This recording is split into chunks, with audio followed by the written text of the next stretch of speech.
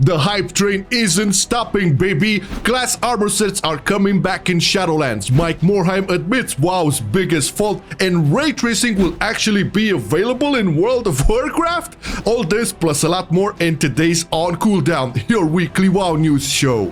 Hello there! We are Marcelian&Online and we do class guides and WoW news on a weekly basis, and if you're into that, be sure to drop us a like and maybe throw a comment. Yeah man, it really helps out massively. And now, on with the show!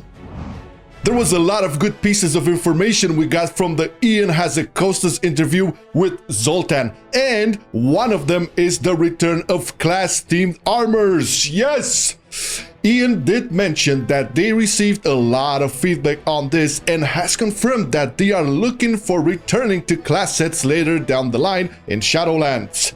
We've heard a lot of feedback from people like those in chat who are strongly disagreeing, who miss class sets. And so while right now the focus is Covenant armor from the raid that looks like it came from Castle Nathria, later on in Shadowlands, we do want to explore a return to class-themed sets. Now, you already saw the amazing sets you get from Castle Nathria raid and from the Covenants. It is without a doubt among the best work they ever did for armors. Except for the Kyrian plate one, maybe. Well, think about it. You can take the level that they are right now with designing those and applying that to class armor sets. Just think of the amount of possibilities. You heard me say this before.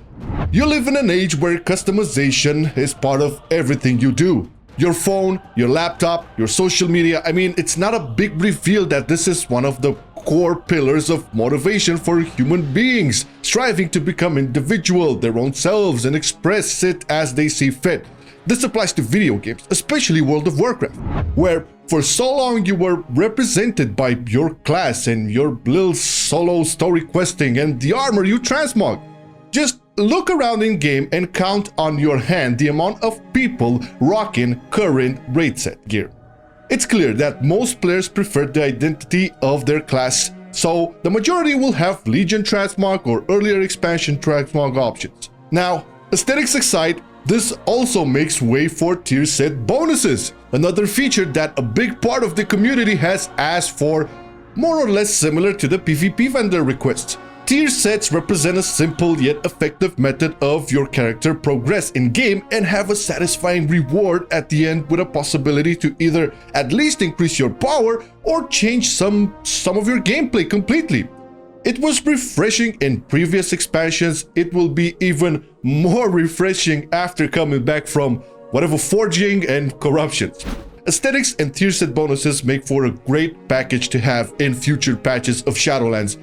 And you should be looking for this too, at least if you played during the tier sets era and also played during the corruption era. No? Not excited? Tell me in the comments. Did Casualty fuck up World of Warcraft?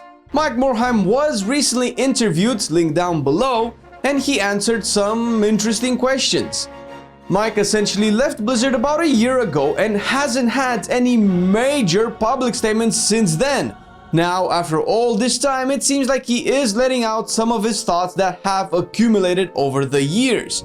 In their attempts to make the game more accessible to different demographics, people with jobs and families and so on, World of Warcraft eventually became more and more casual, since that goes hand in hand with accessibility. And casualty in MMORPG means less social interactions, fewer social interactions. Like Mike put it, to increase the accessibility they had to remove the reasons for you to play with the same people over and over again, since that either ties you to their schedule or vice versa, or imposes a more strict and regular schedule to what should be a video game. But that is the core of an MMO that we knew, which is no longer the case in 2020. Ghostcrawler came in the aftermath with a few tweets of his own about the topic. When WoW came out, instant messaging wasn't a thing or a big thing in 2004. WoW was a way to make friends with people from around the world. We didn't have cell phones that could send a message every minute, so talking in a game that both you and your friend liked was a connection that preceded the modern day social media. Clearly, this doesn't apply just to WoW, but there's no dispute WoW has been and probably still is the biggest and most popular MMO on the market. And the social power it came with 15 years ago was unprecedented. This type of social platform is almost impossible to recreate now or in the future, as Ghostcrawler pointed it out, since the social needs an MMO would serve can and are satisfied by other platforms today. It's interesting that Mike takes the time to point out how the game changed from its core values in 2004 and for how long he's been holding these thoughts in. Oh man, we had to wait for a whole year to hear them. Most likely not the only person at Blizzard to think that what made the game popular and explode over a decade ago isn't as much or at all part of the game today. At the very least, doesn't seem to be a focus for the devs anymore. And probably the best and most recent example is WoW Classic. Although it came back in an age of social media boom, the design of itself forces people, or at least heavily incentivizes them, to group up and quest together, do dungeons together, and as a modern day WoW player myself, playing through Classic scratched some of that social itch I was having and made me look at other characters as players I could work with or steal mobs from, as opposed to, artificially generated avatars that were doing the same thing as me with zero impact on myself that we have in modern day WoW. Mike has had a foot in the game design world and in the business world over the years, and he is probably one of the best people to listen to whenever we have a conversation of the devs are killing the game. The game isn't just designers giving us a cool experience, fortunately. It's also a business, and by managing it as a business, we arrived in 2020, where the gaming industry is ridiculously huge compared to what it was before and has given us way cooler things than we could have ever hoped for. Things like Nvidia and AMD companies designing PC parts specifically for us to take gaming to a cooler level. Sure, we lost a couple of things along the way, we gained a couple of things along the way, but that doesn't mean a good balance shouldn't be struck between the business side and the creative design side. And in today's comment of the day, we have Matthew Breen. And he said, Trust bar. Let's give players something really creepy. Ravendred, hold my chalice full of blood. Come, my dearie. I have fresh cookies baked inside. Begone, Shiwich. You bomb, eh? I'm a dude, man. Oh, hell no!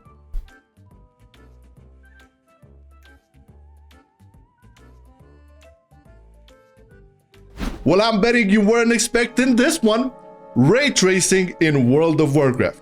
It's amazing to see how a 16-year-old game engine can be constantly optimized and get to the standard of allowing ray tracing within it. But hey, if Minecraft can do it, so can WoW.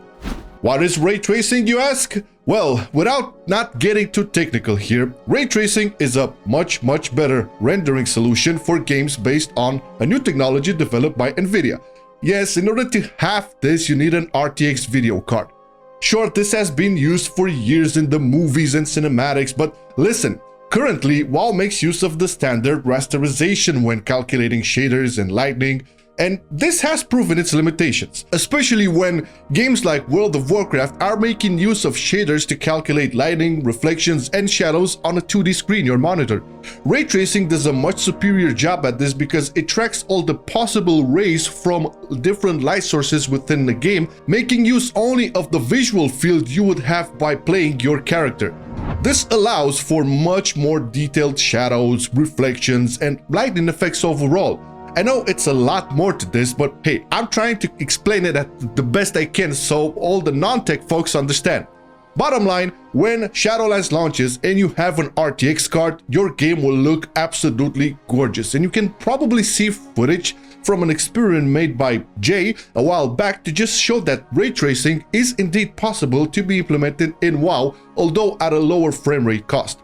What you are seeing here is purely experimental, and it showcases what WoW could potentially look like with the new ray tracing feature. Currently, the alpha has this option in, but it doesn't activate, and in this first iteration, it will only impact the accuracy and softness of shadows. But hey, don't you worry, because as soon as they activate it fully, we here at MarcelianOnline will make use of our RTX card from the editing PC to show you all the glory that comes with ray tracing in WoW. Shadowlands, it's coming out this year, confirmed by Ion Hazzikostas in an earlier interview this week with the French content creator Zoltan. A lot of juicy things have been discussed, so let's take them one at a time.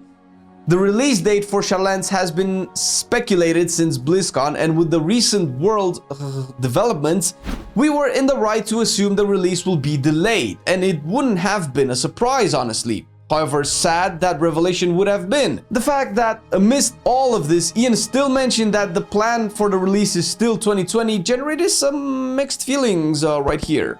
On one hand, it could mean that the development process is going good and in keeping with their supposed attitude. The feedback we are giving back is taken into consideration, and the devs have confidence that everything will be ready by the end of the year. Or they are saying this for PR reasons. The expansion is a very ambitious project, and it has to be. We just don't want another repeat rushed BFA with no time to cater to the feedback, considering how much class balance needs to happen between spells, talents, covenant abilities, Torghast, not to mention PvP, dungeons, and raids. A lot of shit. And speaking of ambition, legendaries. Playing in Torghast, at the moment we can actually loot mats to craft them. We know now that we can only equip one at a time. Not only that, the items themselves work towards completing a transmog set that apparently is also the Maul raid transmog set. I don't know how that works though. As far as Torghast is concerned, the devs have said in the past that they want to make its accessibility similar to Horrific Visions, meaning we should have an easy time farming the requirements for legendaries, and maybe 1 or 2 extra runs just for fun, for those who enjoy it. Although they are still tweaking the replayability factor of the tower, Ion mentioned they are looking into making it so we can get a legendary item every 2 to 3 weeks, and if they keep to their word, we can target the legendaries at least to some extent. Also, an update on covenants. One of the criteria the devs are using to decide how difficult it is to swap covenants is the Azerite trait cost reset. I think I can honestly say that having to pay gold to use my items was, well, a design choice. But I would be more than happy to see it gone. In a world where you want to play Torghast like a maniac on all sorts of classes and specs, having essentially new player powers being gated and restricted sounds like a good way to shoot themselves in the foot. As a clarification, swapping from Covenant A to Covenant B will not be difficult. Swapping from B back to A will be difficult. We don't know what this means. This doesn't really solve the issue that the players keep trying to point out. If ability A is good for raiding, ability B is good for dungeons, C for arenas, and D is just mega fun, then we are essentially boxed into either what is fun for us, regardless of the performance, or what covenants we actually want, since abilities are not the only reward that we get from covenants, or forced to aim at performance in only one aspect of the game and essentially be mediocre in the rest. This is of course offset by how they balance the spells, Azerite, like they claimed they would, so that we won't feel like losing out by picking one covenant. So again, skepticism, but what do you think? In the comments, yo!